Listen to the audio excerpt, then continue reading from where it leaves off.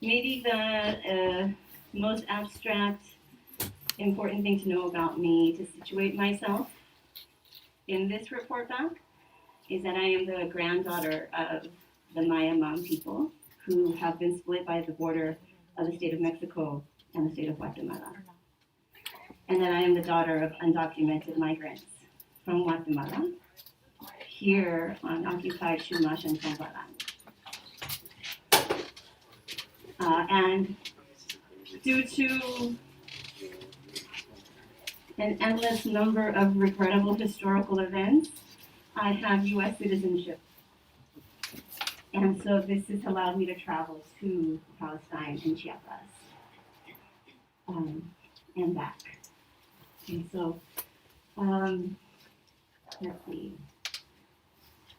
Yeah, so with that fact, borders have always been something that have been on my mind as a kid because it's been in the creation story of my life, my parents crossing this way. And so borders have always been something very violent and something that I later got the opportunity to understand when I went to university and encountered something called geography, which I always really loved maps. Growing up, I think maybe a lot of people get fascinated. I realize I'm not ever the only one. Like maps really fascinate us. And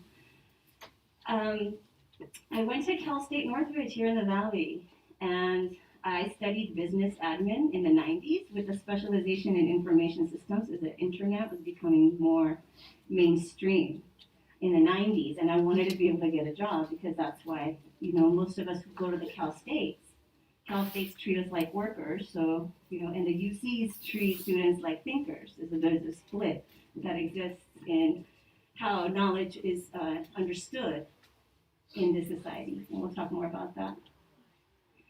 So at Cal State Northridge, I was learning capitalism, without it being called that. It's just called business.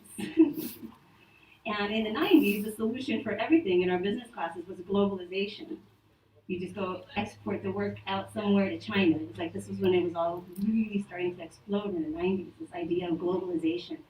Because the Soviet Union had just fallen at the beginning of the 90s, which ended the so-called Cold War. The Cold War, cold between NATO and the USSR, but hot for the rest of the world. And Guatemala being an enormous casualty of this war.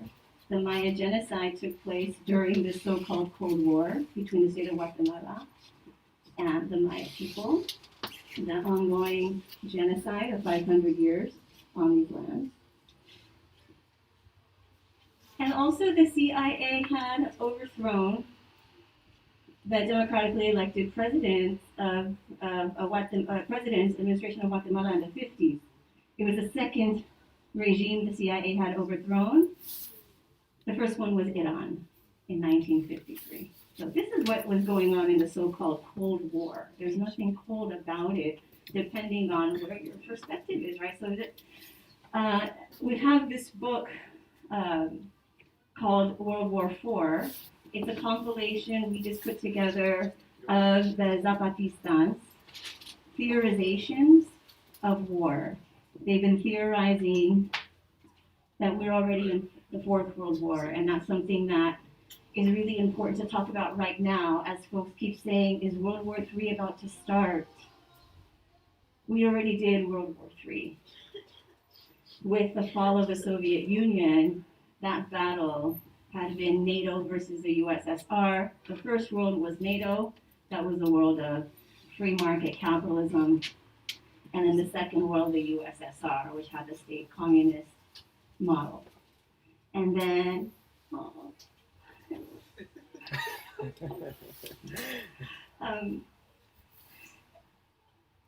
and so the third world, the rest of the world, was supposed to pick, and then there was a fourth world, which was even way even outside of whatever, the third world. And so with the so-called Cold War,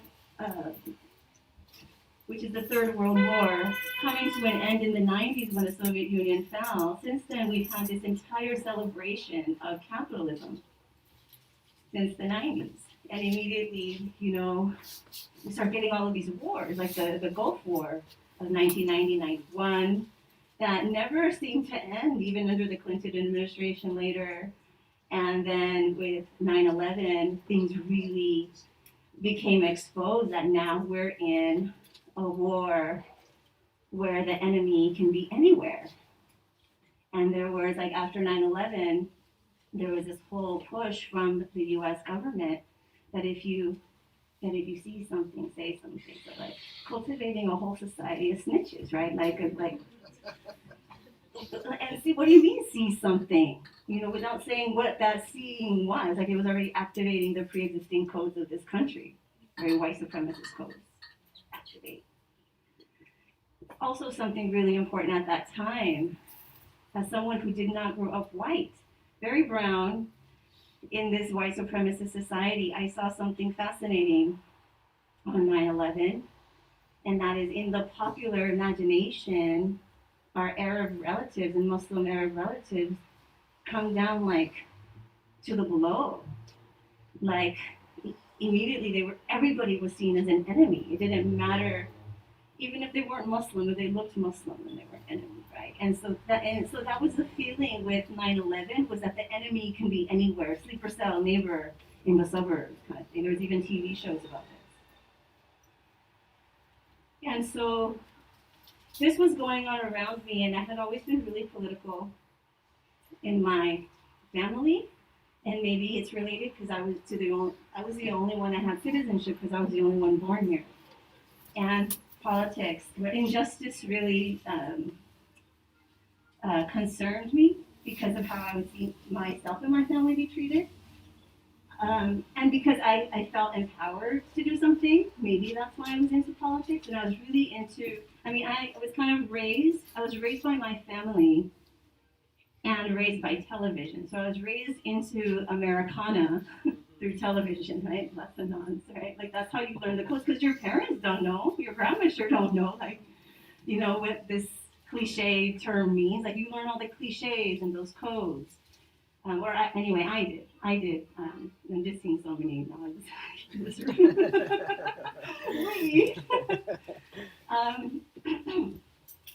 And so I learned that I was a Democrat through television. My family sure didn't tell me that. That's what I learned, because they were the ones that were always sticking up for people like us. And then I was so into politics, I randomly ended up, just because I wanted to go see it snow, because I'd never seen it snow, I went on a national student exchange program while I was at Cal State Northridge to go to Rutgers and the University of Maryland. And while I was there, I randomly got an internship in Washington, D.C. in Congress, because I was a graphic designer and an English graphic designer. And then I was just giving tours of the Capitol as if I knew what I was talking about. I learned a lot while I was there.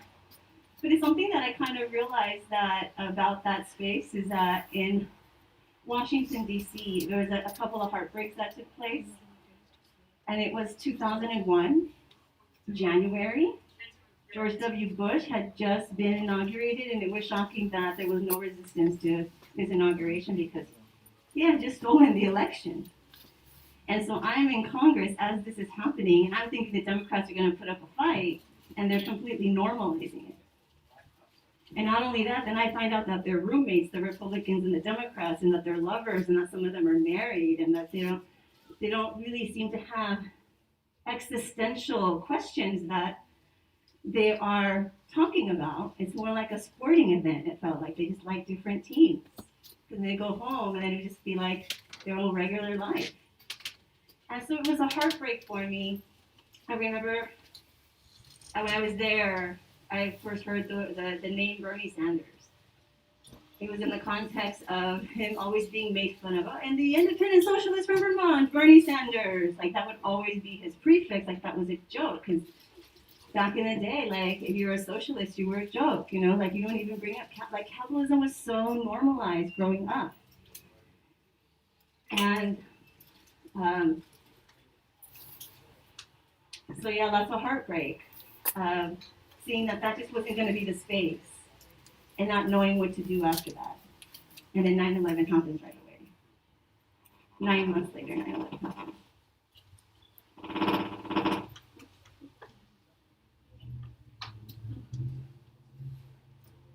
And I see Yasser Arafat giving blood, donating blood. And I had always seen him growing up, he'd be called a terrorist, that he hated America. And I'm over here seeing, like, he's sympathetic to what happened in New York and the Northeast.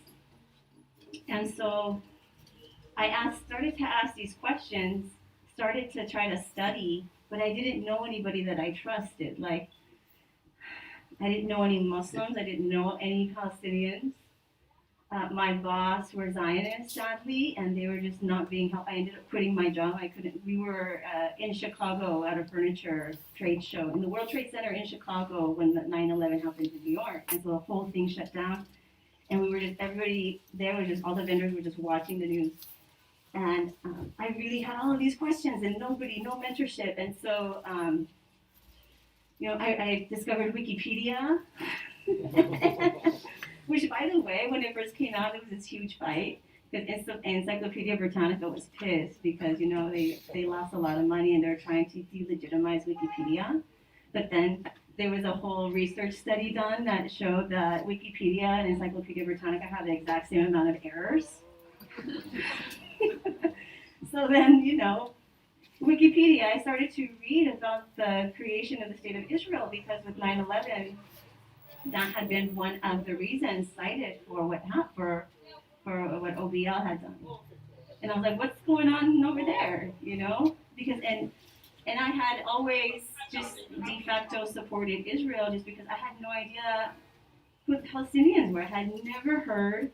I first heard even of Israel when I was 9 over at Oxnard College Auditorium. My cousin who just come from Guatemala to study because my tia, she didn't want her to go to the university in Guatemala because she'd become a Marxist, so she sent her over here. The 80s. So 1988, I go to this play. Like, my prima's gonna be in a play. She hardly knows any English. Right on, let's go. I want to go see. And I go, and I was like her friend. I was like her young friend. I later found out that she learned English from just hanging out with me, And it was the Diary of Anne Frank. And it was the first time I even heard of anything like that. And especially about Europe, because on TV, Europe has it all together. White people got it all together, and they're over here. What? I asked the adults, is this true? Is this a true story? We can't just rewrite the ending, like this is true. And they said, yeah, it happened. But none of them could tell me why. And so it was a huge question that I had, but I was, relieved right away by knowing that that Jews from Europe were safe now. Within the State of Israel, and the United States takes care of the State of Israel really nice. That was my growing up. This is what happens when you're raised by television, right? When you're a migrant kid, because you're raised by two different worlds. By Univision, gets as close as the television part. So, I started in the early 2000s, right before 9/11, started seeing on the news the voices that were defending the Palestinians. Because it was all over the news, these suicide bombs and the Palestinians are this and that. And I was like, who are the Palestinians? Because somebody said, well, the Palestinians are suffering. And I was like, what? So then I started to do research, and I got so confused because the mainstream was saying something. So Wikipedia was a really nice entry point for me to start seeing, like, well, who said this? Because that's a really cool thing about Wikipedia is that, like, it's a nice surface beginning, and then you go check the citations yourself, right, to see. And then that can lead you into this really cool rabbit hole of research. And so I got really curious about Palestine, especially after 9/11, and it was mostly books that accompanied me.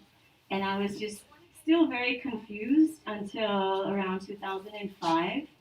I had gone through this journey where I had been in the business school at Cal State Northridge, did the whole East Coast, go see the snow and intern, and then come back, and then 9/11 happened, and so I started getting ready to graduate. And I needed it in order to get my financial aid. I had to take a full load. So I took all these electives, and one of them was urban geography because I wanted to know why LA was laid out like LA was laid out. And I was good at technology, and I love maps and this whole GIS, Geographic Information Systems, coming up. You know, you can see the world with maps. And I'm like, yes, we need to save the world. And I can make maps. And so that was a whole experience because I entered grad school, and now in grad school in geography, woo, my first class was called globalization, and so now I'm learning about globalization from below, whereas across the quad I was learning about globalization from above.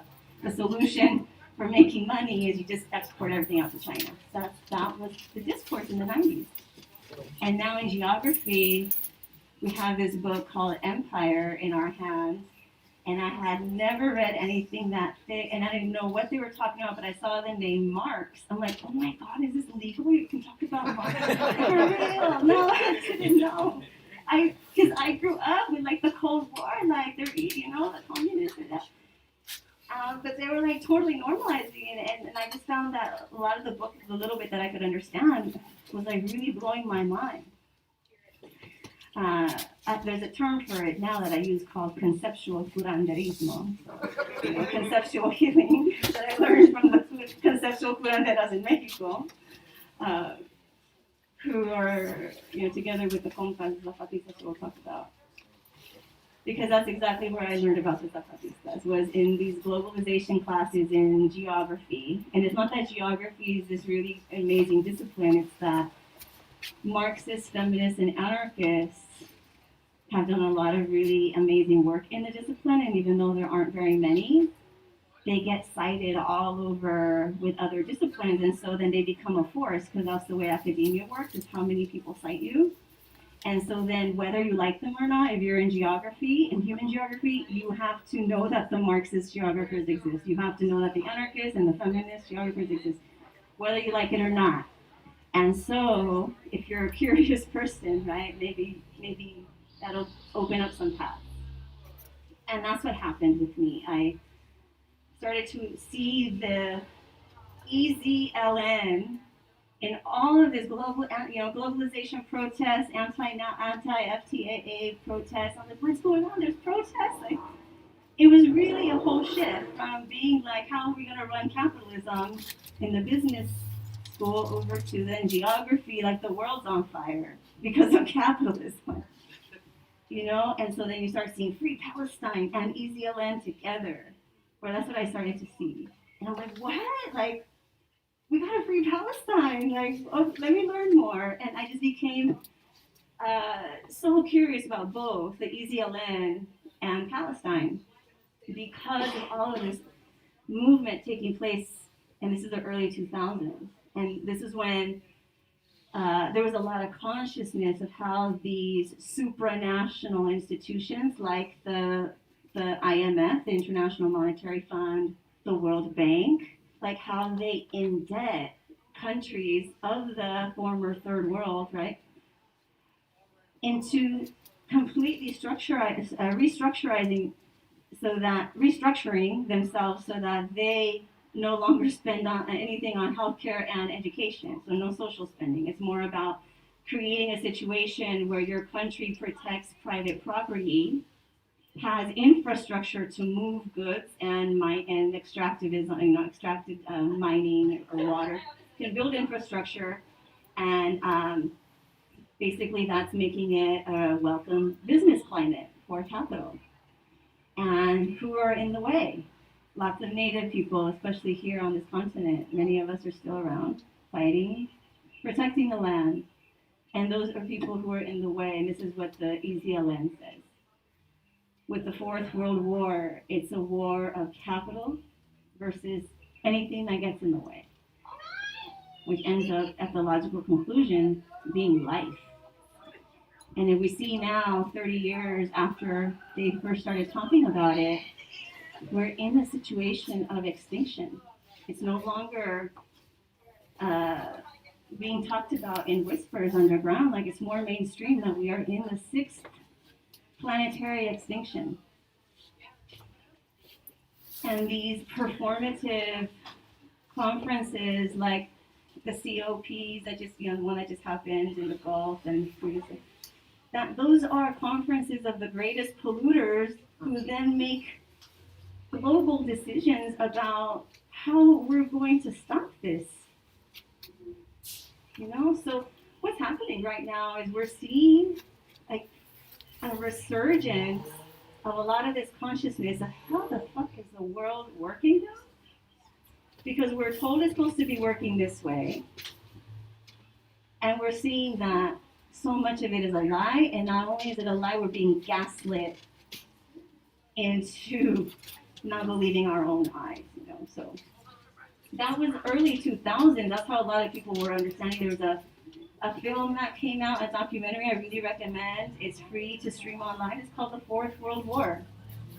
And that came out right after 9/11 because what the Zapatistas were saying with their writings on the Fourth World War in the 90s was that the Fourth World War, as a war of capital against life, it's a situation where nation states have no longer decided there's a problem with capital. Their fight is over power and influence, but there really isn't a question of whether capitalism or no capitalism, like there used to be back during the Third World War. And so the enemy is anything that can get in the way. It's not even like a nationality that's an enemy. It's not even a specific identity that's an enemy. It's a structural position called an obstacle, a nuisance, a flea, whatever it is that they think that we are. We are disposable populations now. We see a shift. This is something that what I want to really emphasize tonight is what we're doing, right, in the shift from capitalism from above, we're looking at capitalism from below. We're seeing theorizations, theory from below, Zapatista political theory from below, which is also very much connected to an understanding of this is the Black radical tradition. So you'll see like a lot, like the understanding of a structure that there's even an above is so strong when you are being crushed, when you are below, right? So you see things really clear. You can see structure more easily because it gets in the way. Structure is the landlord. Structure is the teacher that doesn't think that you're intelligent. Structure is the boss. Structure is the loan manager at the bank. Structure, you see structure all the time, and then for those above, it's supposed to be more fluid. These obstacles aren't really supposed to be in the way, and that gets taken care of through violence. That original violence that creates even a situation of above and below. Whereas we could be side by side. That violence is, no, I want to be the master of you. That's that original violence, is that subjugation. And this is the logic of what we're living right now. And this is what we see with the compas, with the Zapatistas, is that we are, and this is also like how we talk in the streets. We talk about the haves and the have-nots all the time. This is what we're talking about. This is it, that we see that structure clearly all the time. And so what theory from below offers is a theory. So what's a theory? So like when we talk about a scientific theory is trying to understand why phenomena keep repeating over and over and over. There's this pattern, there's this pattern, there's this pattern. What's causing this pattern? I have a theory that this is what's causing this pattern. Okay. So that's how we theorize. And so theory from below's first question is, how do I get free? Right? Not how do I maintain this situation, is how do I get free? Because I am captive, and this is the Black radical tradition, right? The fugitivity, the escape, the maroons, the marooners, the enslaved Africans who ran away and created new societies with the Native Americans and the misfit Europeans who also didn't want to be over there. They wanted to live different. So we have a lot of examples of this from our own struggles, our own ancestors, our own history of struggles, from below. From above, a lot of it is working within the structure and trying to maintain it, right? So like, when I talk about like the Cal States and the UCs are the students there are supposed to be the designers that maintain the structure, and then the Cal States are supposed to be the workers that keep it together. You know? So if we can think about that fugitivity, how do we create a different house? Rather than the one that pits us one crushing the other. And in order to survive, the only option that we have is to go above, which then means we are reinforcing the below, right? Like to go above, so we get talked about like going up, to uplift the race. Those of us who aren't white would focus all the time, right? To go up the ladder, right? Those of us who don't assimilate into whiteness, they call us a failure, and they call it downward assimilation. They have this term in sociology, downward, and a proud, yes, downward assimilation. I'm with the below. So Palestine and the Zapatistas come into my life as like I'm like seeing both worlds now. And I have been trained only to live in one, to exist in one, and now I'm seeing, and it's speaking to me, and I think it speaks to a lot of us because we've all been in the below sometime in our lives. It's like, depending on how we shift context, we are above, even if we don't want to be above. But that's how we're seen or related to, because that's how we've taught, whether it's because we look a certain way or have more money or have a certain type of vehicle or house or whatever, like there's these codes of society. So Palestine then comes in because I had this deep curiosity after learning about the lies of the mainstream media after the war in Iraq in 2003, how so many of us went on the streets all over the world and it happened anyway, which revealed to us that the governments don't respect none of us. They just don't. They already have their plans, right? And we're a nuisance. We're just a nuisance to them that they have to pacify somehow. And so I started backpacking.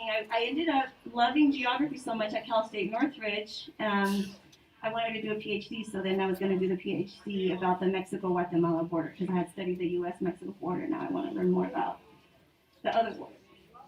And so I started to backpack that summer before I moved to North Carolina, which is where I studied. And I backpacked by myself. Syria, Lebanon, Jordan, Egypt, and Palestine. Only because there was this book called The Lonely Planet Guide to Israel, Palestine. And on the back, it had one paragraph for solo women travelers. I'm like, oh, it's been done before. Yes, I'll do it, right? And so I went, again, not knowing anything about it. I just wanted to get the vibe. And, I feel like I'm being lied to. I don't like being lied to. And so then that ended up just being an obsession. It was January 2006. It became an obsession because in summer of 2006, Israel launched a war on Lebanon. And I was in Chiapas looking for the Zapatistas in 2006. They were actually all over the country on the other campaign at the time. And I didn't know anything. I just kept seeing Easy LN. I'm like, I got to learn what that is. So I had just been to Palestine. Now I got to go. Where are the Zapatistas now, And I saw the news. It was CNN in Espanol, and they were saying something so different from CNN in English. That they were actually giving education and background and history, and seeing both. Again, like seeing both of these worlds, right? Like, and then trying to reconcile for myself what I believe. Like, I've been lied to so much. I don't know what to trust anymore, who to trust. I gotta go see it with my own eyes. I gotta go catch the vibe. And that ended up making it so I couldn't stop thinking about Palestine, that I went back to school, and thank God I had a really wonderful advisor, Alpha Craig, shout out. She told me to follow my heart. Like, do you want to change your topic to Palestine? And I was like, I have to. This is all I can think about, and that's how I learn. That's how I really learn, is when I guide my own learning, right? And what I'm interested in. I think a lot of us are like that. And she was so wonderful, and she was a Latin Americanist, and she didn't know that you don't allow students to do a dissertation on Palestine because they don't get a job or nothing like that. And And I knew that, but I didn't tell her. But she would have supported me anyway because I really wanted to do it.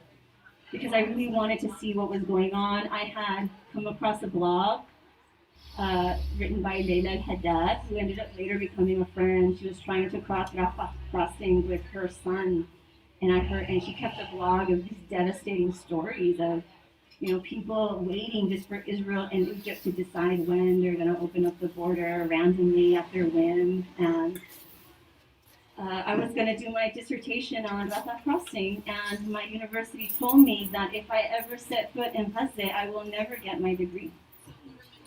UNC Chapel Hill, shout out.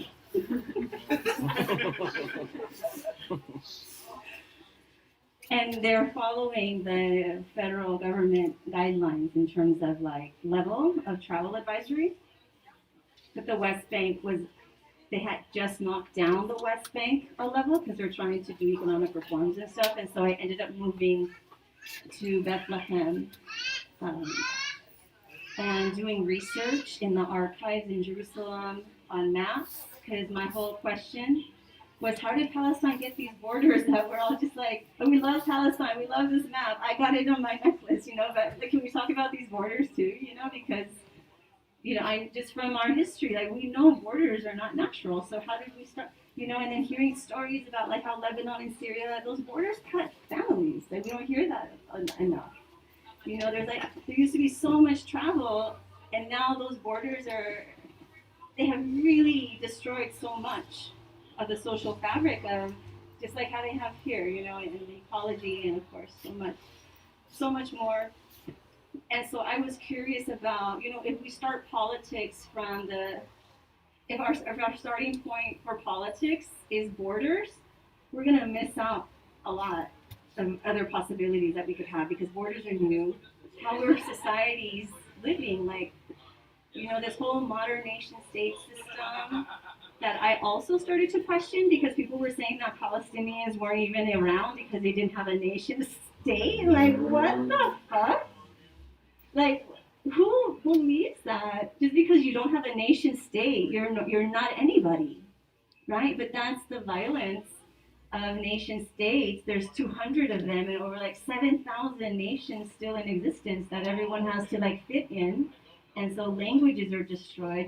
Speaking personally, the Maya Mam, who've been split by the Mexico-Guatemala border. Mexico, after the Mexican Revolution, started this whole Mexicanization campaign and made it really discouraged native languages from being spoken. So Mexico, the Mam peoples that are on the Mexico side no longer speak Mam, but in Guatemala we still speak Mam. And that's been destructions of worlds, of entire. So what we're living in is a situation where we're being homogenized to assimilate, to fit in to something that, as a kid of an undocumented family, we know this discourse of assimilation, right? It's not really problematized enough in the schools, especially. So when I go to Palestine, I study their borders. I study how Palestinians use maps, in really rad ways, revolutionary ways, to really rally everyone around, these colonial fucks created these borders, but it also brings us together because everybody inside those borders has been marked for extermination. We will not allow it. So it's been a rallying cry. So it's the master's tools, but using the master's tools against the master, right? Not just using the master's tools, having a strategy for it. This is something that Palestinians have really taught me a lot about, because I go into Palestine doing this research about how the colonizers cut up the globe and how these borders are really contracts between invaders over how they're going to oversee the global plantations that we have, and then the sub-plantations called private property. Because this is, in Palestine, not, tracing how Palestine gets its borders. Palestine gets its borders after Africa gets cut up. Africa gets cut up after Europe cuts itself up. Europe cuts itself up after they cut us up over here, right? And so there's this whole logic of cutting up, and what is it that works for? Why cut up the world like that, right? And it's very colonial logic. when the British go to Palestine and colonize Palestine, they start to map Palestine into private property lots, which was so foreign to so much of Palestine. That, I started to interview Palestinian geographers who had been part of the negotiations with the peace process about, the use of maps, because Palestinians famously they were in such a weak position when the peace process started in the early 90s. Why? The beginning of the Fourth World War. Capital had been victorious, right? The Soviet Union fell, which means it weakened a lot of the left in the Middle East, in the region. Also, Saudi Arabia is still working with the United States to prop up really fascistic Islam, and then there's a whole battle to not allow that. So there's all these tensions and geopolitical tensions happening over worlds, So I go to a refugee camp. I live in Bethlehem when I'm in Palestine, and I live with a family. I rent a room, and one day I come back from maybe my Arabic class, and I smell menudo. Whoa, what, Mom? And it turns, and then they look at me like, oh my God, if she came, she's not supposed to see this. And they feel really shy. And they tell me that this is our food. We don't really share it with the foreigners because foreigners usually don't like it. They do Quiquivix to the food, And I'm like, no, this is let me eat this, it's the intestines. Yeah. And it's called kashat, which in Arabic, I believe it means your gut. Someone here knows? And it was one of those moments where you earn your stripes, but you do it because you're you're Palestinians today. Oh, you ate kashat? And it was. I mentioned that story because I went to Palestine at a time. It was 2010 when I moved there. I moved there for a year.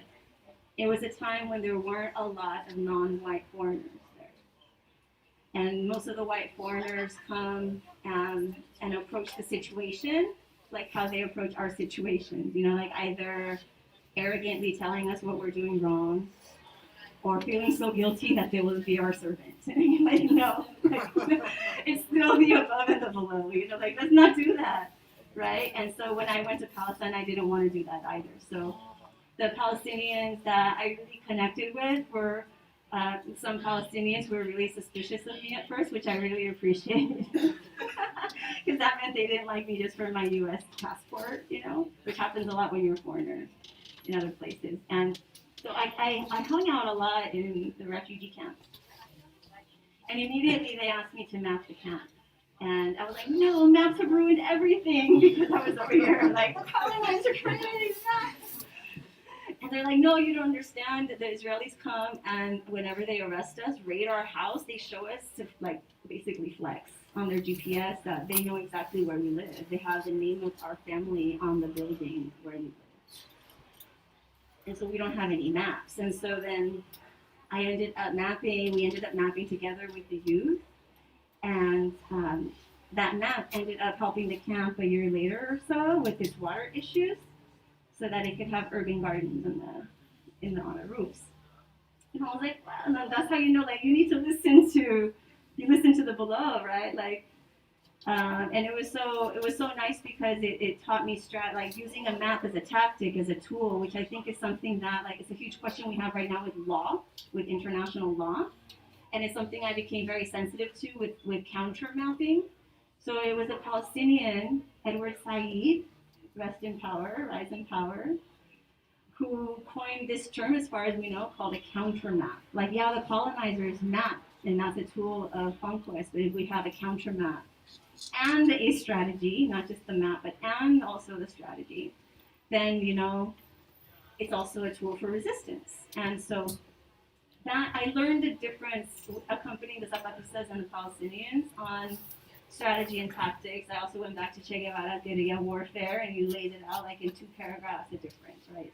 Strategy is your longer term plan to reach your goal. Tactics is just whatever tool or method you're going to use to advance that plan. and they need to be disposable if they start weighing you down. Only use them if they're going to make you stronger the next day. Dispose of them if they're not making you, so they're making you weaker. And if you can't dispose of them, you have a problem, because that means that that's become your strategy. You need to always have an outside strategy.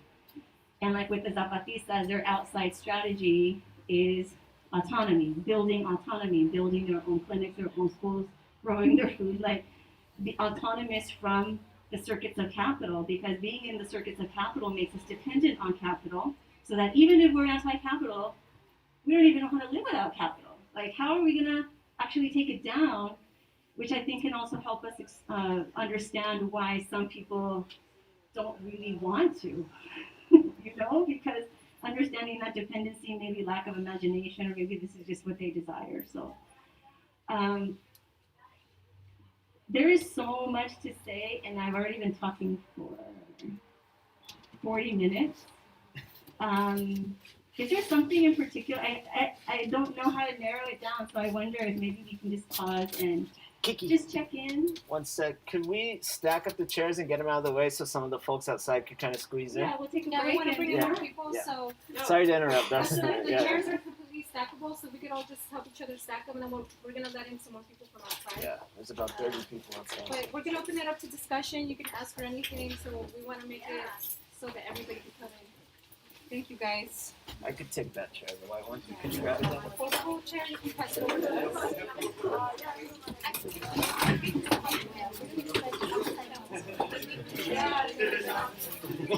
I'll take it. Go ahead and stack the chairs. It could be one long stack. Shit up for the top. One long one. Thank you, guys. And then just bring us the rolling chair right here. Somebody, anybody should pass this rolling chair. Get it out of the way as well. Thank you.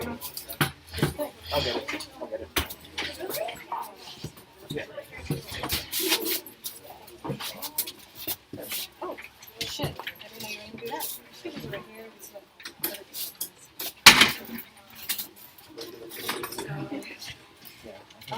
Martin, I'm sorry. Sorry, Martin. That chair doesn't stand. Disabled. Sorry. Have to go outside. Around? They're gonna kick Martin outside because he's disabled. Is that what kind of story you have? Kind of story you're running here. Yeah, priorities. There's a YouTube, so there's a link on both of our Instagrams. Yeah. There's a,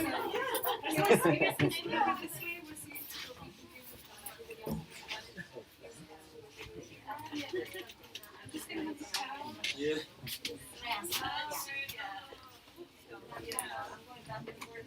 Good, huh? Mm-hmm.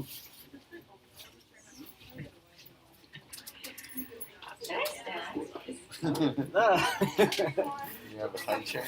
Yeah. Oh, we do. Oh, wow. yes, you can step on the couch, you can sit on the counter.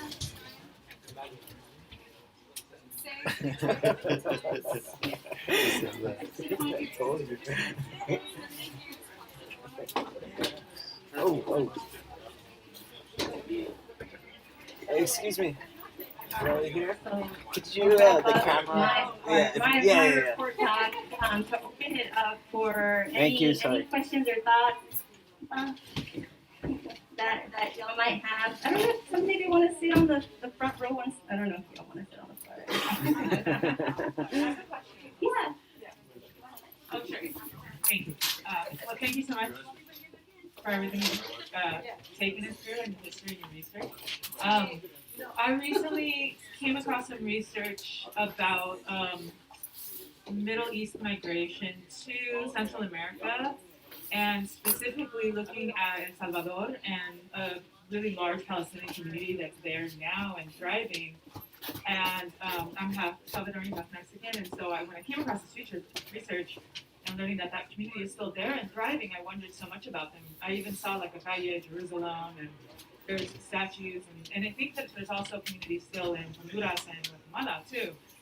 And something about that migration that I found so interesting in how quick also sort of like, erasure happened is that many of the migrants who came from the Middle East, their passports were from the Ottoman Empire.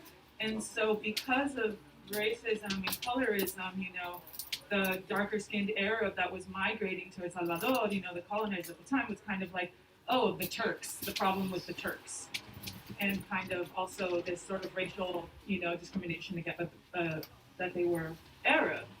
And I learned recently that the big wave of migration, most of these folks were from Bethlehem and Jerusalem. So I was like, oh, my whole life I was like, I think we're ethnically Turkish, but that may very well be like a misnomer, and that maybe my family's from maybe somewhere else. I don't know. But I just wanted to ask, do you know this research? Do you know more about like the connectedness about indigenous communities also living alongside Palestinians? Like if there's other kinds of, I don't know, illuminating thoughts you have about this history? It's a sad history, but it's important to talk about. So thank you for bringing it up. And it's actually connected to my own personal experience as accompanying the Palestinian struggle as a non-white person and as Native and from Central America, let's say they call Central America. In Honduras, movements there, I don't know about now, I imagine different now because things are, but traditionally movements there, like the leftist, anti-capitalist, all that, have been kind of ambivalent with the Palestinian struggle because their oppressors are the Palestinian oligarchy in Honduras. So there's like enormous assimilation that took place in Latin America. This is what the colonization of the Americas project has been a project where people from other parts of the world can reinvent themselves. Not everybody, like our African relatives, because white supremacy is so, and of course anti-blackness is a corollary so strong. But Muslims, Jews, Europeans, without having like consciousness of what's going on, because the erasure, like you're saying, is so heavy, it's so strong that there's a huge contradiction where a lot of folks who have been who are oppressed have a chance to migrate somewhere else to become the above of others, and that's been the entire colonization of America. Like from like the expulsion of Jews from the Iberian Peninsula, like a lot of our last names are Sephardic Jewish. Rodriguez, Martinez, Speaking of last names,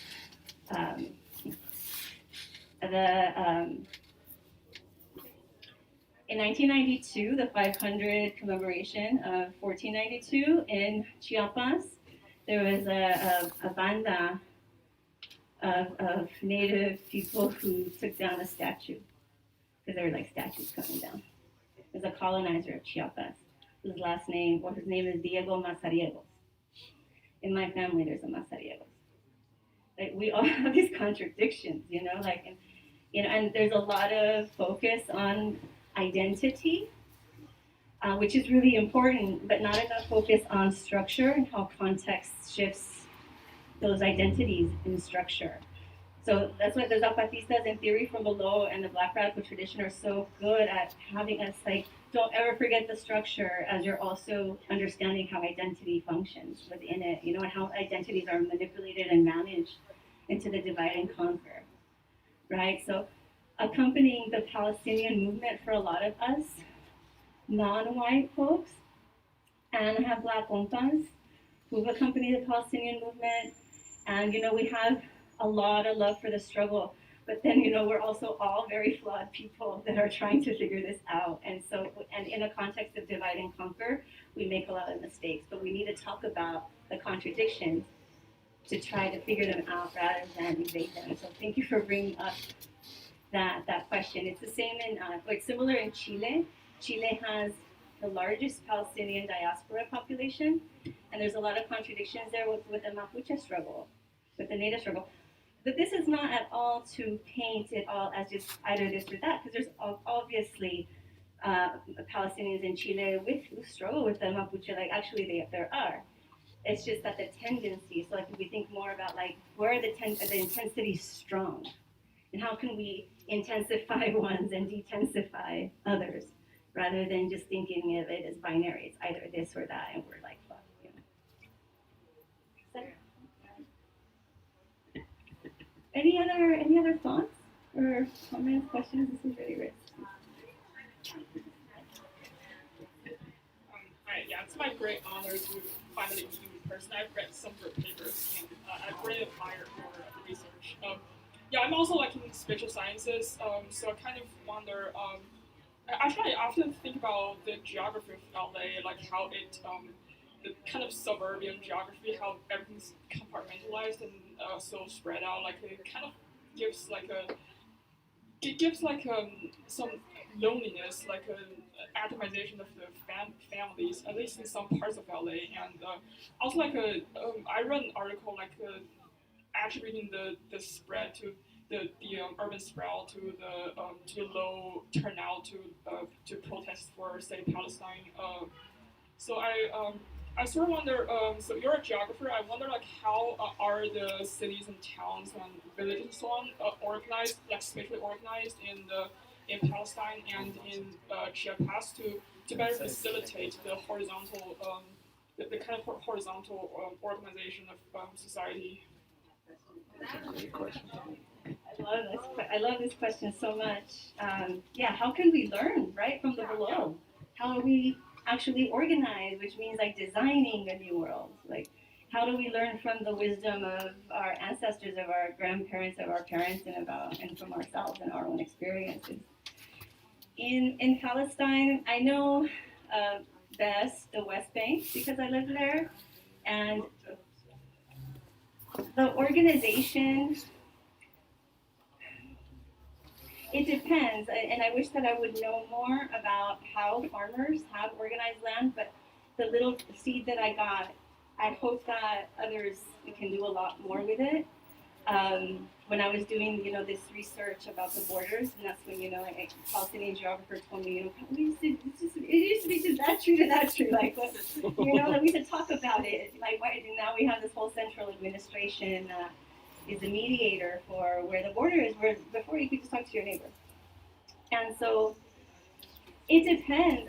The bit that I know about the West Bank is that there was a whole politics of creating municipalities, which is really interesting now in this moment with municipalism as like a school of thought, the Bookchinian school of thought, that organizing locally and weaving globally, organizing at the municipal level.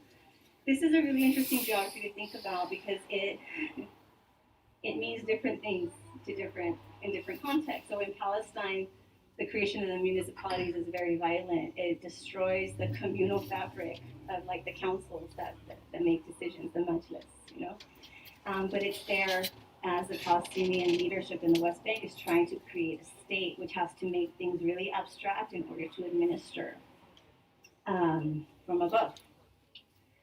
So with Chiapas, Chiapas, a lot of it is based on land and land cultivation and cooperatives too, because there's different areas of Chiapas grow different kinds of plants. In terms of their organization, I know more about their economic cooperation, which could be also helpful.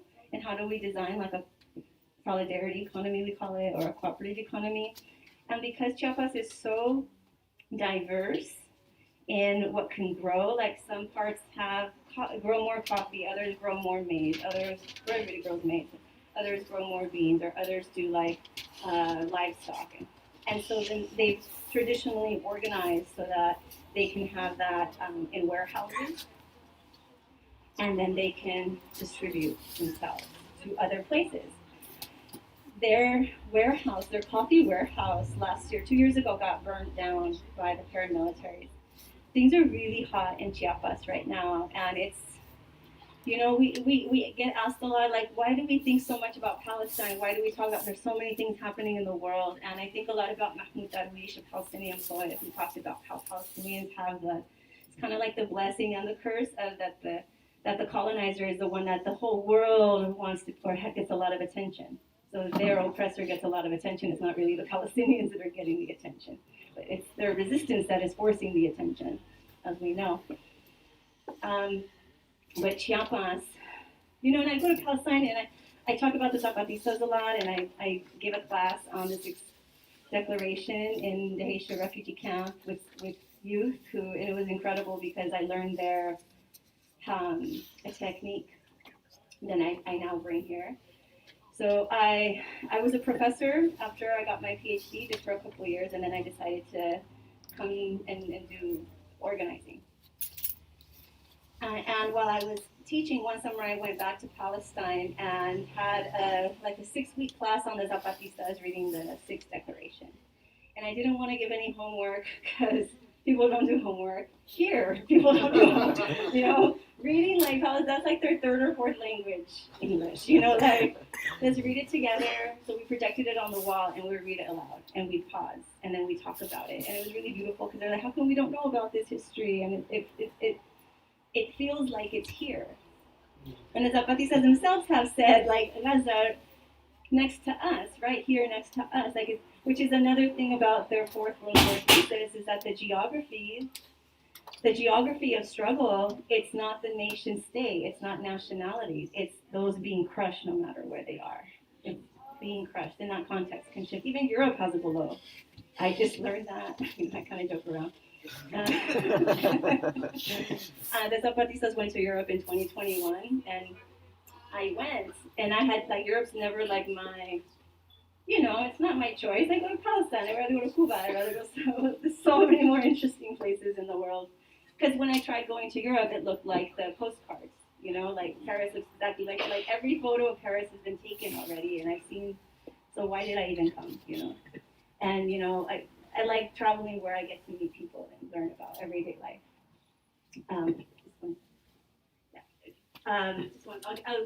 Just one moment. But I lost my train of thought. You belong in Europe. Oh, Europe, thank you. Yeah, but the Zapatistas went, and they really pushed that contradiction and forced us to see, there's an above and below even within Europe, because Europe, it's presented to us as this homogenized mass that, they're all white, but there's actually indigenous people still in Europe who don't want to be this white, homogenized European subject without culture, without history, without being with the land, instead of being a consumer, here. So, Europe has a below too. I'm sorry, I just want to get to your question because now I'm really curious.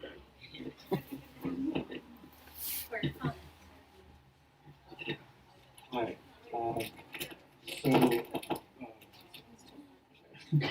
I've read some of Galeano's and Galeano's partners' communiques, and it makes me wary because as a young individual, I like to visit Chiapas someday, but it seems that they're up against a lot of imperialist and institutions of power, like medical policing and gentrification and tourism being bought out by the same people. So I'd like to ask, is it safe to travel right now to Chiapas with the murder rates being high there? Thank you for that. Thank you for that so much. It is not safe to travel to Chiapas, according to the Zapatistas themselves. They just had a celebration of their commemorating the 30 years of their uprising, and as they invited the world, they also said, you also should not come. But, we'll send you photos and everything. and people still went, usually it's organized through caravan, because that's usually the safest way to go, is to stay together in a group.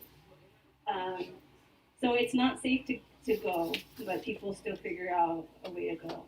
And the reason why it's not safe to go, they themselves in their communiques talk about it, but I want to give more background. And this might be hard to hear, But again, we're here trying to really expose out all of the contradictions in a space where we're really trying to build, not destroy, right? It's one of the siete principios, one of the principles of Zapatista is build, don't destroy, but we still need to have difficult conversations. And one of them is about López Obrador, who a lot of us, understand, or he's been presented as a progressive, pro-indigenous leader of Mexico. His inauguration in 2019, in 2019, he had like a whole smudging ceremony, very Mexican. And many indigenous peoples do support him for sure. A lot of the working poor in the city support him. He gives a lot of government programs to the urban working poor. In terms of the rural, it's a different story because there's a lot of re-territorialization that López Obrador has planned that is part of the greater, global capitalist scheme of consumerism and extractivism. And also the context of Mexico is that it's a really difficult, heartbreaking geography, very painful geography with so much death and disappearance. The nation seems to be just broken. There is so much fear that López Obrador really it was understood as a hope. We're so desperate. We can't critique. We can't critique him. But the Zapatistas have a long history with him as someone who would later betray, along with a lot of the other political parties, would betray the peace process, the San Andres Accords, and with the Sixth Declaration, which is what we're reading in Haitian refugee camp, is where they talk about, we're just gonna talk to the below now, the below and to the left, the anti-capitalist below, not because there's also to the right, watch out, the ones that want to be above, because just because you're below doesn't mean that you're revolutionary, as we know, right? That's what we got to ask each other. What are our proposals, right? While exchanging grief and heartbreak and pain and love and laughter, what are our proposals forward? Is our proposal forward to go above? Because it's going to replicate it with a whole other face. The capitalist hydra, according to the Zapatistas, right? Or are we planning an escape? What are we building that we're going to escape to so that we can sustain that escape? That's the Zapatistas call the word rebellion, the no, and resistance, the yes. That's the cooperative building of, collective work, homes, and clinics, and all of that. So they have their no and they have their yes. Chiapas, right now, with López Obrador more specifically, they get hit by counterinsurgency programs that break this resistance of building the other through government handouts. Government hands out food to you, then you're like, oh, I don't need to work the land anymore. I don't need land. And so then after a while you don't even have land access, and then the next generation doesn't even know how to grow.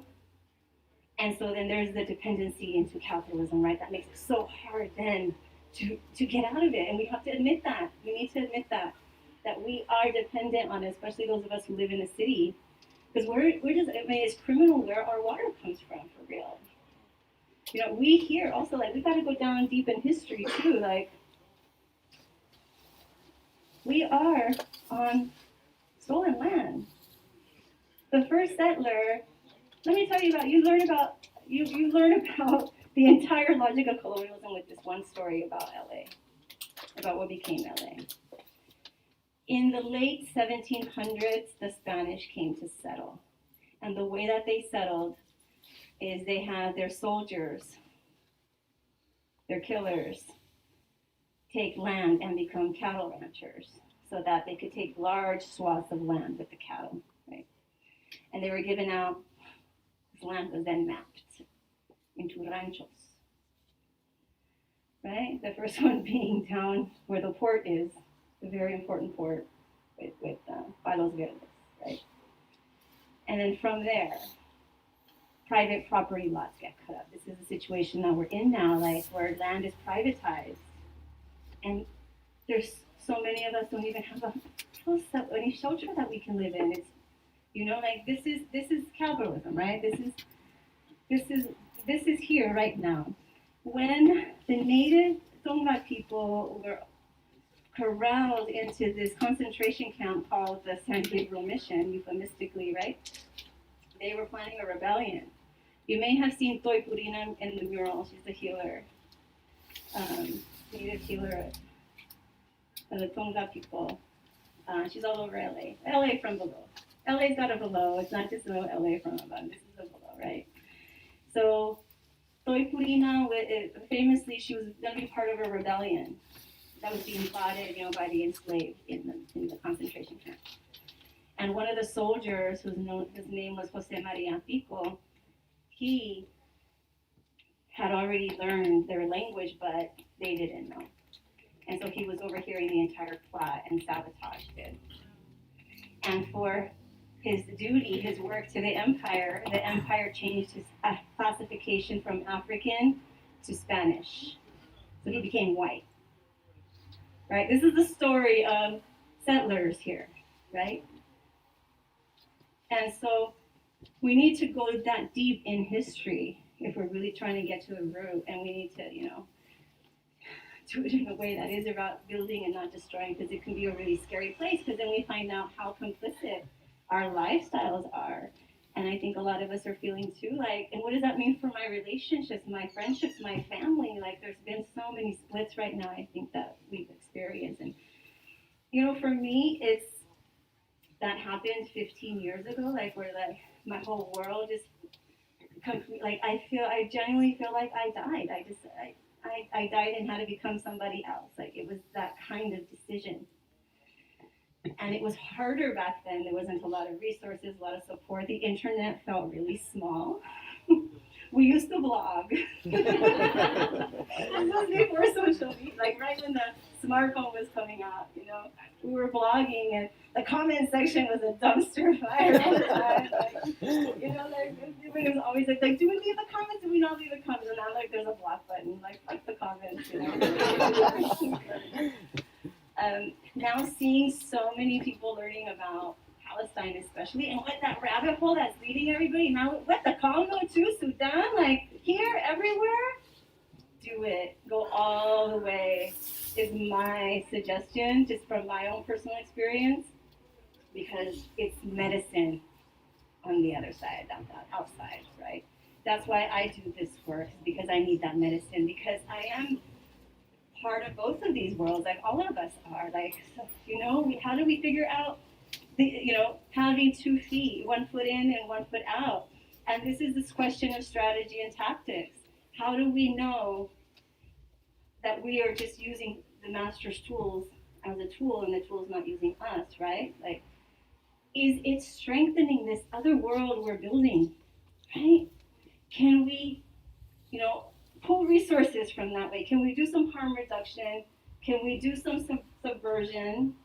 I listen to Diallo Kenyatta a lot. This is how he talks about elections. Like cold and calculating. Like, don't fall in love with no politicians, you know, like. And then the strategy is this autonomy building, right? This other world. And it's so necessary because they really do feel that we are a nuisance. With this shift, and this enormous shift that's happening with automation, the wage worker is being transformed out of existence and now feeling the apocalypse of 500 years ago, right? And so this is why, like with Bernie and Trump, we see them in their own different ways, but then end up really being the same way, like trying to address this by Make America Great, or, you know, trying to get jobs back, you know? So this is important for us to do also in the face of climate collapse.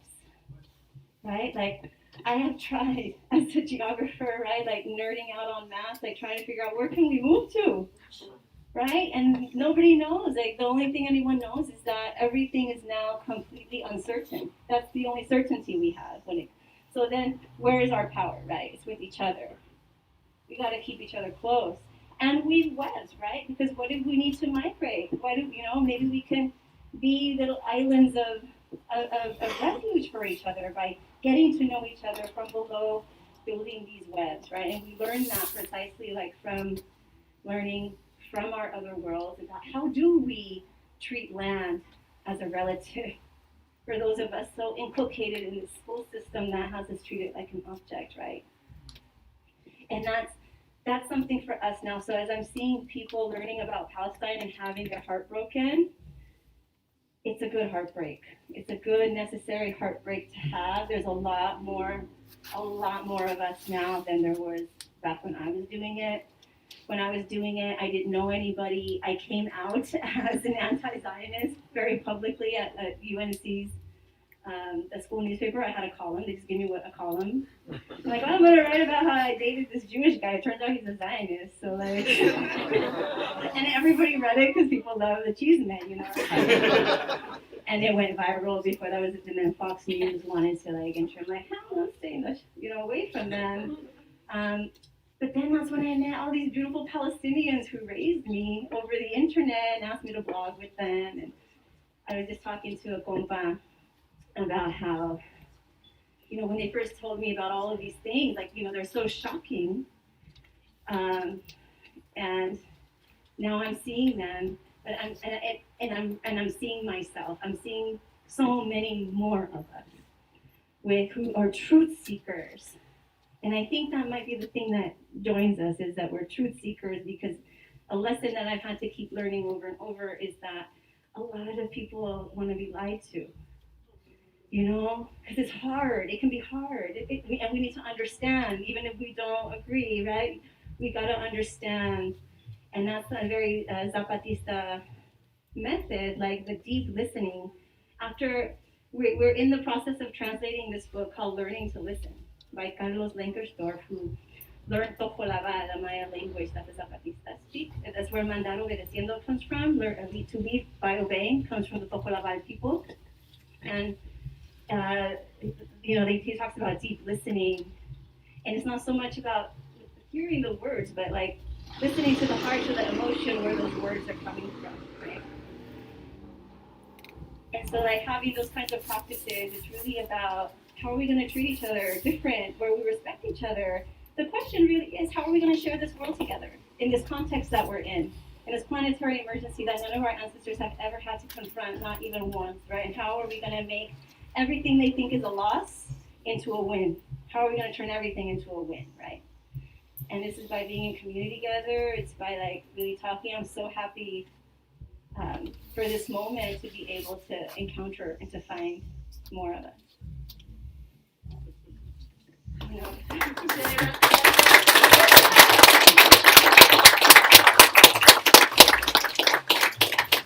I don't know if anyone would like the mic. Yeah.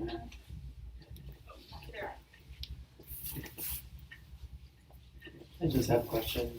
So you talked a little bit about like the duality of participating in capitalism, but then at the same time trying to cultivate these kind of like alternative acknowledgments of what's happening. Do you have any suggested readings to put that into practice a bit?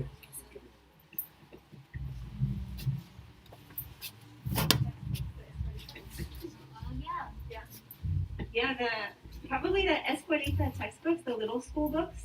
I don't know if you've heard of them. The Zapatistas in 2013 had a little school where they invited anyone from all over the world to come and visit them and live with them for a few days, and you get to see their projects, and their life. And it was pretty incredible, and they gave us 4 books.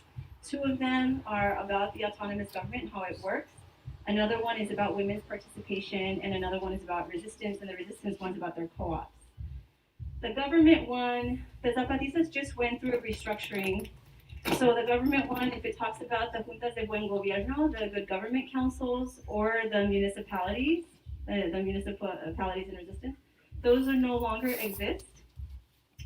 The way that they used to exist is that, there's conversation at the village level. And this is interesting about the Zapatista Little School that I'd love to share, is this geography of Zapatista territory. I was in a village that used to be all Zapatista with the 1994 uprising. And then little by little, just maybe half of the village is Zapatista. And then I found out that even within families, there are Zapatistas and non-Zapatistas. And so I was like, whoa, because I thought like my geography of Zapatista territory was like this homogenized container of everybody's Zapatista. But it's not like that. And it gave me hope because I'm urban. And I'm like, yeah, I can't imagine taking over the city, but I can totally imagine leaving, within the city. Yeah, we do that anyway. So the way that then, like, there's, the everyday life, schools and food in each village, and then at the municipal level, which is like a collection of a certain number of villages, they kind of coordinate. They used to coordinate government, and then from a collection of municipalities, they would coordinate the zone. They used to have 5 zones and then to 12. They recently announced that they did away from that. Like they're trying to undo a pyramidal structure in a radical way. So they turned the pyramid upside down, where now the institutionalized decision making, or now the village level decision making is institutionalized as its own. Like every single village, every single place there's a Zapatista will have their own voice, be able to be heard through an assembly decision. So it's institutionalizing the below, and then at the municipal and zonal level, those will coordinate on an ad hoc basis as necessary. And they're not called juntas de buen gobierno or mares anymore. And also, they will have, they have plans, of course, they don't say how, to make sure that they can defend themselves because they're getting shot at. With this the counterinsurgency, the way that it looks like right now with López Obrador, is that he has this whole program called Sembrando Vida, Sowing Life. And it is like, it's a program where like if you have like a certain amount of land at least, like I think it's 2 acres or something like that, you get given a monthly stipend if you can plant these 2 kinds of trees. And the thing is that there's a lot of common land in Chiapas, the land that the Zapatistas liberated. It's common land, it's not private property, but this is a private property land titling scheme. It's a way to break the commons. The commons have always been for colonialism, whether in Palestine with the British would say it in their reports, also in Mexico and throughout the Americas. In Chiapas specifically, common lands that nobody owns, like to do milpa agriculture, like to do our traditional agriculture, we need a lot of land because we don't use the same soil every year. There's a renourishment that has to take place, and that's been the anger of the colonial system, is this way of using land is not highly productive, blah blah blah. So the Zapatistas themselves went to declared the 500-year war on January 1st, 1994, because of at the moment that the ejido, the common lands in Mexico, were being had been written out from the Constitution, and that had been the one win from the Mexican Revolution of Zapata, almost 100 years before that. And so then, and that was in order to privatize land, again with these neoliberal restructuring programs that we were talking about earlier, right, where it's about making it a good business climate and not social spending anymore. And land needs to be privatized because the idea is to be able to sell mining concessions, for example, to be able to get into the global market. So Sembrando Vida, sadly, at one of these COP conferences a couple of years back, the biggest polluters of the planet adopted it as this wonderful scheme to fight climate collapse, is to destroy the commons, pay people a certain amount to plant these trees that are extractivist fruit trees too. And people are also then cutting existing trees because it's not land stewardship for trees, it's for planting new trees. And this is just the desperation that exists. Can you imagine this is native people, right? Like now having to become other in order to survive. And that's this battle. And not, we're in a battle for our lives, but we're also in a battle of what kind of people we become. When we think about Zionism, our Jewish relatives are in an enormous battle for the life of what Judaism even means, because Zionism hijacked it. These fascists have hijacked it in their name, right? That happened to Christianity too. Christians have been in a battle for this when Constantine the emperor made it the religion of the state, right? And that's how Zionism is understood by the Jewish liberation theologians. Like it's trying to be a replacement for God, who was not there during the Holocaust. You know, Israel has been saying, well, this will never happen under Zionism. So like this imposter God. And so it's a huge crisis for how so with Sembrando Vida, that is like with the Zapatistas, you hear a lot about this war, this Fourth World War is against anything in the way of capital and against anyone who is different, because it's also trying to homogenize the kinds of people that are in the world. And you're hearing this even like right now, like with Israelis, like talking about, well, it depends on what kind of Palestinians, you know, it depends on what kind of the ones that they can pacify, right? Like that is global. That is global treatment, and it might be why so many of us feel so called right now to Palestine, because we feel ourselves, right? Maybe that's what we're feeling. That's what I'm feeling. I always feel that. I feel myself, I feel my ancestors, I feel the future. You know, they get away with this. What happened at the ICJ, they get away with this. You know, so South Africa just took Israel to the highest court possible. This is the International Court of Justice, where you take states to trial, not individuals. And the state of Israel, which was created in response to the genocide that was the Nazi Holocaust, right? And then the Genocide Convention that was supposed to prevent a Holocaust happening ever again, and it's not doing anything, right? Nothing.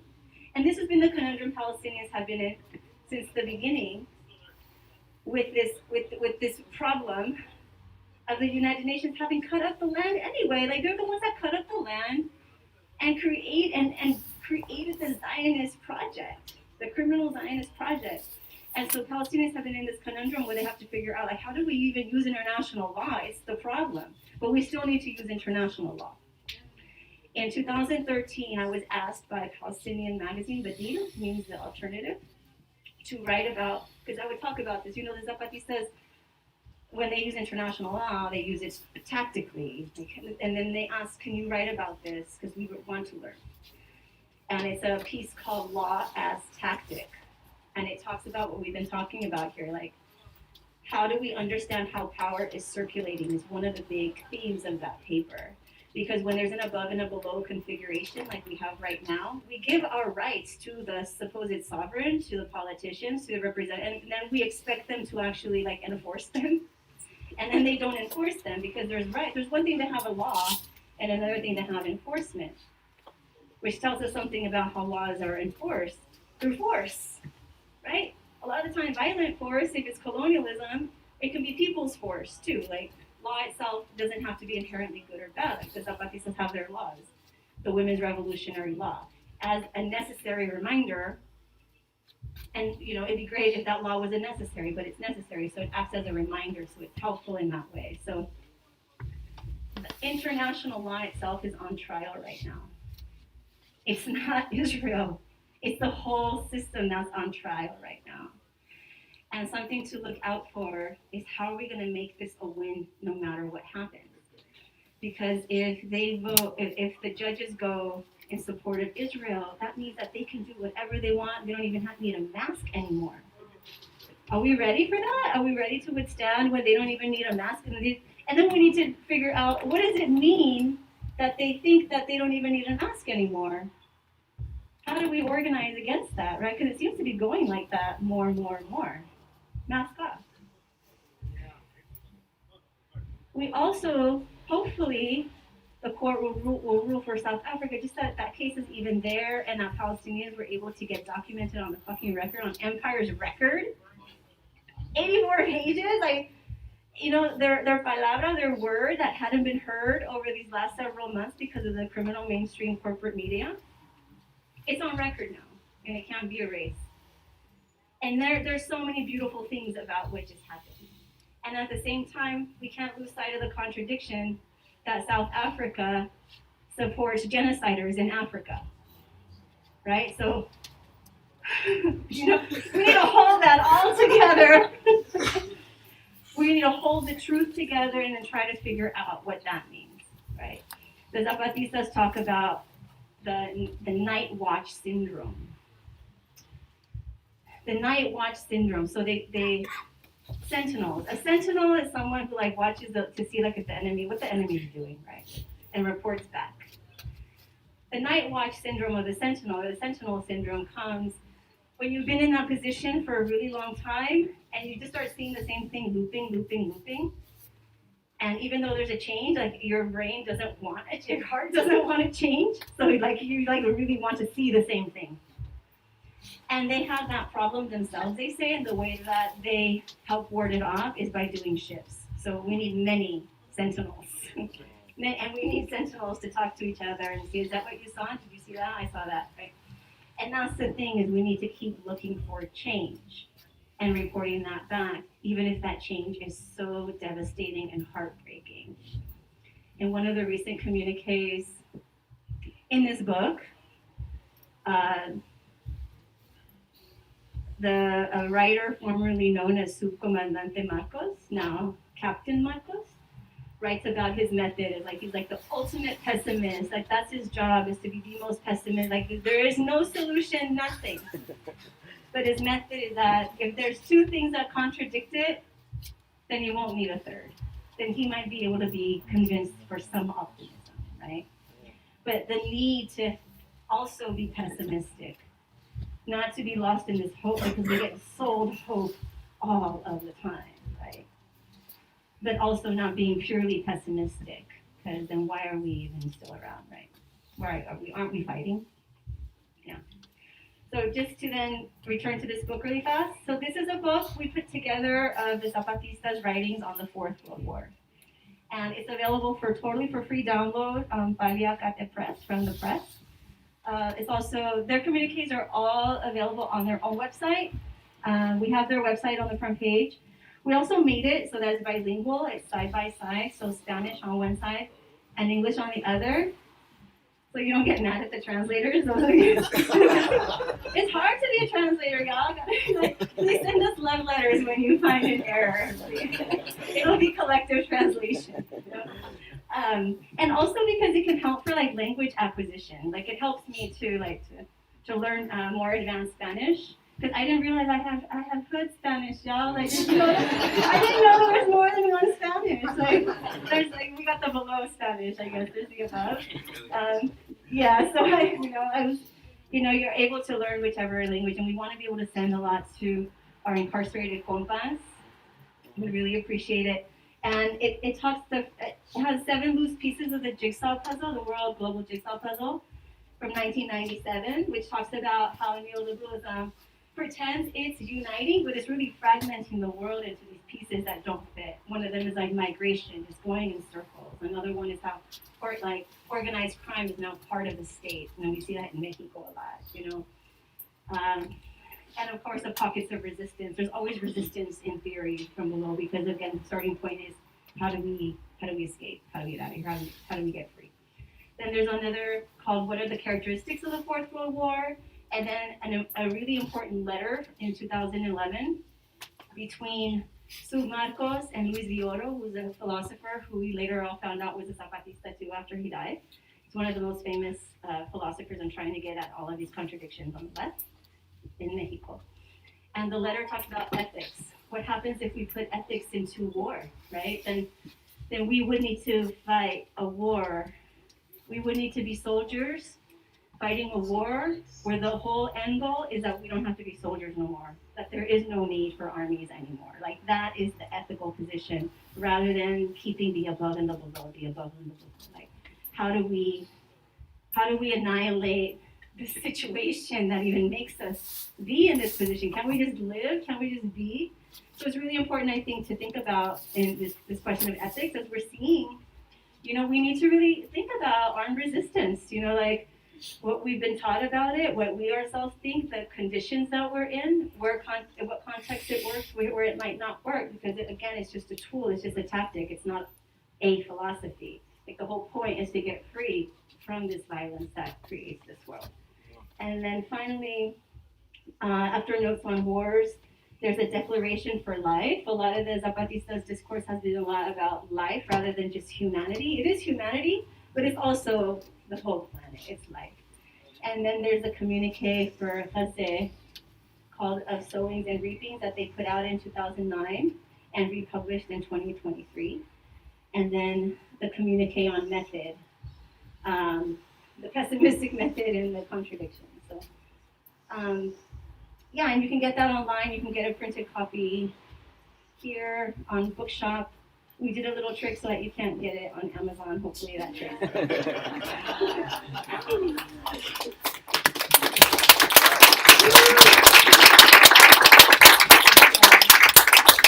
other thoughts, questions, discussions? Yeah.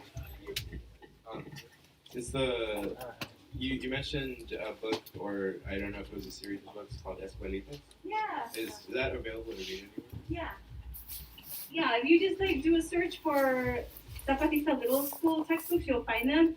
It's also, I think, maybe we should publish them, right? And like yeah, and they're really great to sit in community with and think about, and they get really like detailed about about like the things that they've tried, and that didn't work, and so then we're gonna try this other thing, and not just.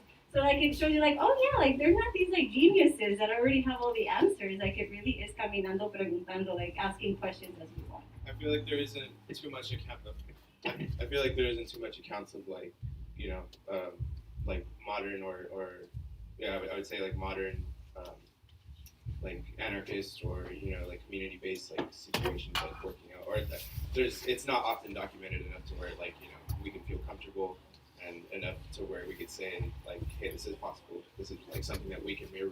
Yeah. Well, with that, I want to shout out. We're at the Eastside Cafe with other collectives that we're in this orbit over here on the East Side. In March, we're going to have an encuentro. We welcome you all to come, and we're going to talk more about this question of urban zapatismo, urban autonomy. Mostly, urban autonomy, not necessarily zapatismo, but the zapatismo for sure. It's called Año 30, year 30, y nosotros qué, and what about us? Because that's been a question the Zapatistas have had for all of us, like who visit, and they said recently, like the poetry is good, but it can't just be poetry, it can't just be artwork, it can't just be talking about like, how are you organizing, right? And so this is going to be a question for us in March, so look out for that. Is there a specific date again? The 22nd and 23rd, yeah, around like the equinox. Check on Instagram, the Eastside Cafe. Check on Instagram, the Eastside Cafe. I'm not sure how many people are interested, but maybe a bit of a nerdy question. So you mentioned like mapping the field for the family in West Bank. I just sort of wonder, what do you think of GIS and how does do the Zapatistas use GIS, and if so, what's the role of GIS in their movement? I don't know. That's a great question. If somebody knows, like if the compas, the Zapatistas use GIS, with Palestine, GIS is really developed now. It wasn't before, but now it's like incredible. And I also want to just put out here a story that we need to do something about. We gotta turn this into a win. So, there is, I did a teach-in on December 11, a live, about maps and stuff. So if you want to like see, if you love maps too, it's on my IG and YouTube and stuff. And at the end, I was telling the story about the Palestinian leadership with the Oslo peace process, how they didn't have maps, and there was a Palestinian compound there, and feeling really sad about, oh man, we need to get our stuff together, but no, like Palestinians really got their self together in terms of mapping, and I pulled out the atlas, huge, enormous, big, heavy atlas of Palestine, 1917 to 1966, and it shows you all the villages, that were destroyed and are still there and everything. And today from Gaza, there's a picture that the Israeli military circulated of a Israeli soldier, mockingly, like sitting and looking at the atlas, Palestine, 1917 to 1966. So our books, the Maya books, were all burned by the Spanish when the Spanish came here. And there are 4 in existence that we know of. And so when we think about books and we're in a bookstore, it's so beautiful we're in a bookstore because that's usually how we find each other. We don't really find each other in the highly produced spaces of television, or, books are a lot more affordable. They're a lot, for all of us. I wrote a letter to Salman Al-Busita, who created that atlas, and I hope he's all right that I'm putting him on blast. But I'm like, that atlas needs to be reprinted and multiplied all over the world. Like, how do we do that to each other's texts, right? Like with the Zapatistas, yeah, this is online, but also like the internet. When the internet's not always going to work, those of us who grew up without it, like maybe it's just us who are suspicious of that. What's that? Why are you looking down here? Why are you looking down? No, they're not. Yeah. But as a way, something in thinking about this question of how do we share the world, a world where many worlds fit, we need to learn about each other's worlds to be able to, that's kind of this trip of me going to Palestine and Chiapas, and here is reporting back about these other worlds, right? And learning each other's texts, and multiplying them. They're banning books. They're already trying to erase a lot of Palestine from the books here, right? Like, how do we not let them? How do we multiply like the nopal, like the cactus, which is native to these lands and really important to the Palestinian resistance too? It's a sign of samud, because in their villages they would plant the nopal, and you can still, even though Israel tried to destroy them, you can still see the planting of the nopal, because you cut one nopal, you just multiplied a bunch, because that's how they grow, right? Like, yeah, cut me up, you'll make me more, right? Like, how do we do that with in this war, right? How do we turn as many of these supposed losses or hits into wins, and that's strategic mind. That comes from also learning how to read power, learning more about the situation that we're in right now. Is there yeah? Sure.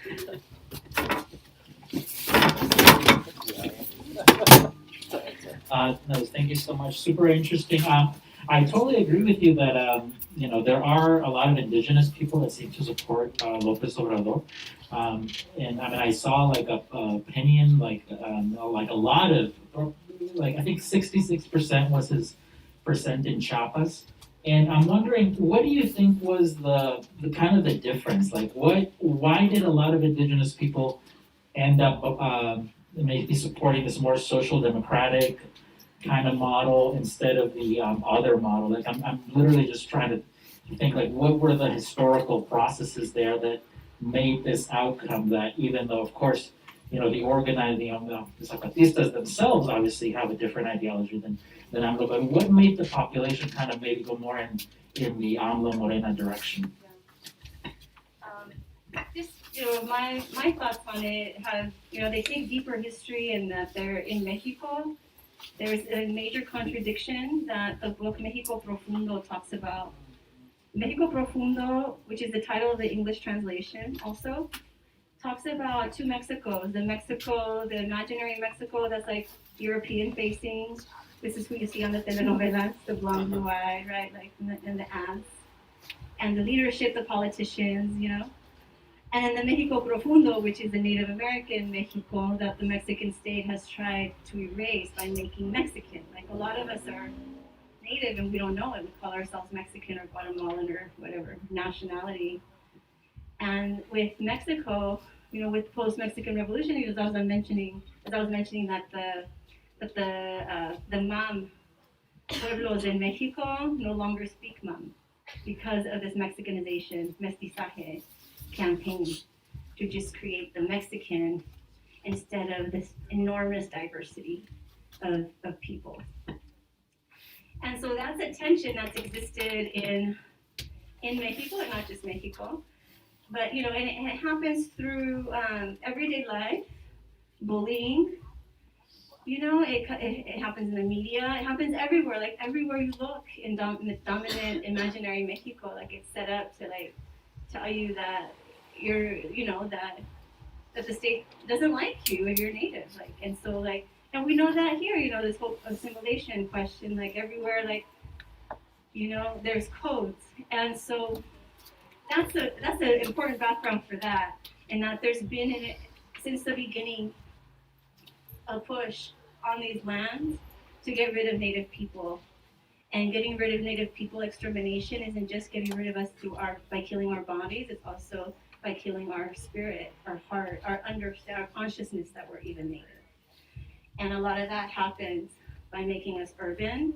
Not necessarily that you can be urban and Native, but there is an integral connection with the rest of life. That the modern subject has been taught that the human is separate from nature. That's what makes a modern subject. And those of us who exist in the city, like it's set up. So we don't even have to think about nature. We don't have to think about where our food comes from. It comes from peaches coming from a can, right? Like the song used to say. You know, so remember that in the night? They were put there by a man in a factory downtown. Yeah, so then with Chiapas today now has cartel violence that did not exist 10 years ago. Chiapas used to be the safest territory. Zapatista territory was the safest because there was no government there, which is very intertwined with organized crime. The Zapatistas call they have organized crime and disorganized crime, and disorganized crime is the soldiers, the employees of the state who have their side gig with the organized crime, the actual organized crime. So there's a disorganized crime and the organized crime. And with Mexico right now, with AMLO, he has an enormous, vendetta against the Zapatistas historically. There was a leak of documents in 2022, September, from Serena, the Defense Department of Mexico, that leaked how the Zapatistas are AMLO's number one problem with his development project. He's trying to build it. Well, he just built this Maya train, trying to build the part of Mexico, you know, it kind of looks like a tail, like a fish tail, the really skinny part. That's the Istmo. There's been for 100 years a plan for Mexico to build a canal there to compete with the Panama Canal. And now with AMLO, he's building it like as a dry canal and wanting to create maquiladoras on the south to withstand migration from Central America from coming into the United States. So he's been working with the United States. He sent a letter to Trump when he was elected, letting him know he's working on this curtain. This curtain that's the border. That's the new border of Mexico and Guatemala, is the Istmo Transcorridor. And that's what the movements are saying. See how brilliant they are and how they understand? Yeah, Mexico is going to pay for that wall. Absolutely, Mexico is going to pay for that wall, not just Mexico. Right? So, with Sembrando Vida, AMLO really wants to, the Mexican government can't shoot at the Zapatistas because of international law, which is how international law can be a useful obstacle, but then they use paramilitary to do it. So they arm other Native peoples who are desperate, right? Because there's so much violence and there isn't land that people can work. And so then he's turning the land into private property, which is so dangerous because if you can sell alien land and sell it, like you get a bank loan or something, that means you can lose it. And the thing about always having land, no matter what, is that even if you don't have a job, even if you don't have a house, you're never gonna starve. You're always gonna have a home, like always, right? Having land is like the basis for the construction of another world. And so that's the war that we're in right now, like the loss and loss and loss of land for exploitation, for profit making, for this Fourth World War, and then the land defenders, who are largely Native people. And that's what the theorizations of the Zapatistas help us see. And they also help us see for Palestine, how Palestine fits into this way bigger thing that is not just Zionism, which has been a direct request from compas in the camp that I work with, that we thought our enemy was just Israel. And now we see it's a lot bigger, so we need to understand what is going on, right? And so that was a big impetus for republishing and publishing this book too, so that we can try to understand what is it that we're fighting. And can we really talk about all the contradictions like in an honest way, in a loving way? Because we all got them, like understanding that society, whatever structure it is that we have, the dominant structure favors certain behaviors of us, rewards really toxic behaviors. Sociopathic behaviors are rewarded in capitalism. Like CEOs and politicians are like overly represented in the sociopathic community.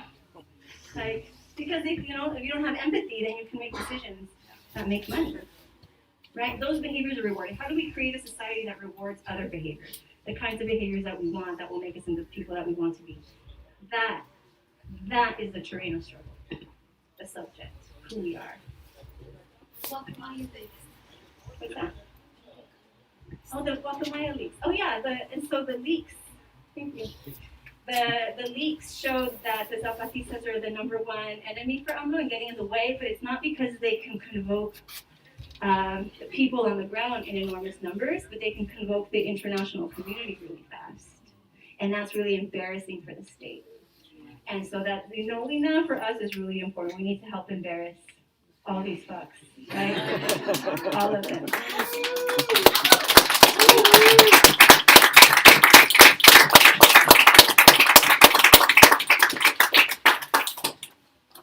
Anyone else want to share some palabra? Thank you for being here. Thank you. Thank you. Thank you. Todo para todos, everything for everyone. Para nosotros nada. Para nosotros nada. Any announcements folks want to make? For us, we have a Zapatismo potluck and a book once a month.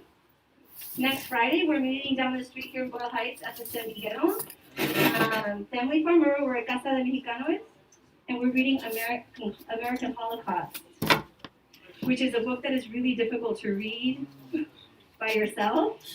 So we're doing it in community, and it is a book that came out in 1992 with a very controversial title, because the Zionists said that nobody else has a Holocaust, only they do. Right, exactly. And so, like, David Stanner, the author, is real chingon. Like, he's somebody who's like, something I want to share really fast, as maybe to provoke, but also as hope. Like, David Stannard, I've just seen too many instances of white people destroying themselves as white. It's possible, and Rachel Corrie for me, when I first started to learn about Palestine, there was a white woman, Rachel Corrie, who stood in front of a bulldozer in Gaza to protect a Palestinian family, and the bulldozer just ran her over, and it didn't matter that she's blonde and blue-eyed, and that really tripped me up, because here, blonde and blue-eyed people are protected no matter what, but I guess she shifted context. She went to the blow. And I think about Marcos too, a mestizo man, right, who wears a mask, like all the Zapatistas wear masks. The moment you become a target, you have the same target on your back as the below does, as non-white people do, you've made yourself no longer be white. There's, of course, the structure that keeps wanting you to be white, right? But we need the current refusal. And what I mean by white, it's not phenotype. It's a structural position of I'm the boss. And I joke a lot about how I've never seen white people in Zapatista territory who were like, no, there's white people all over the photos. You're lying. And I'm like, oh, white adjective, yeah, but not white, I'm the boss. And that's it's a whole different feeling in Zapatista territory, because those white I'm the boss behaviors are not rewarded. They're not. And here they're rewarded all the time. So they get replicated, right? It's a whole other feeling to be in another world where we're treating each other differently. And the more of those spaces that we can create, I feel like we can help each other, because then we no longer need to imagine that they're possible, like we have already felt that were possible. So you're all welcome to next Friday to talk with us about American Holocaust. Next it will be The Fire in the Word, about the history of the Zapatista movement. And then it will be Compañeras in March. And then in March, keep checking the Eastside Cafe for an announcement, more gatherings like this, so we can figure some shit out.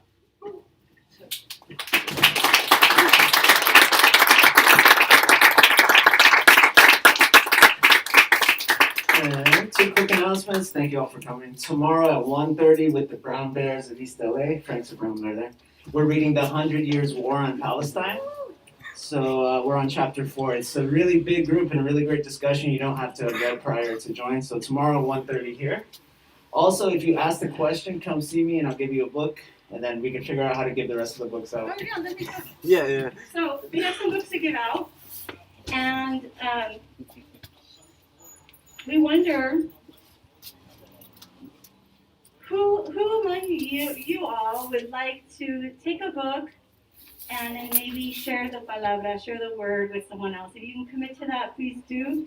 And pass it around. If you actually kind of like, I tear up my books all the time. I write them. Some people get really upset, but then maybe you can leave little notes for the next person about like what this made you think. So please pick it up here if you'd like to commit to that. See where it travels. So thank you.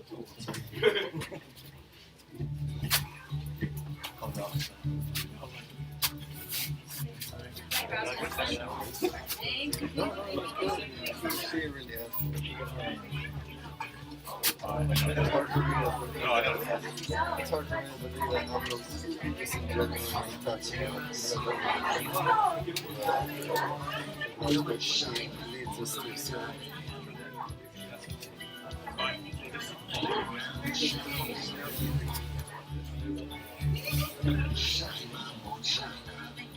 That's not like funny anymore, so.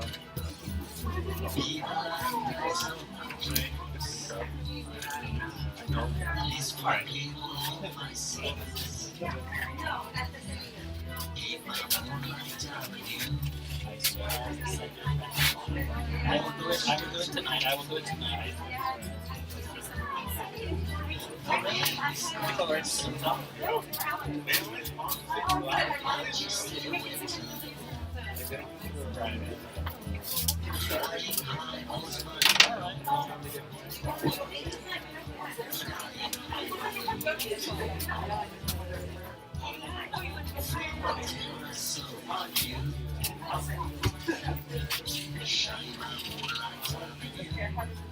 I did see this. I wrote it down. I know. I saw your.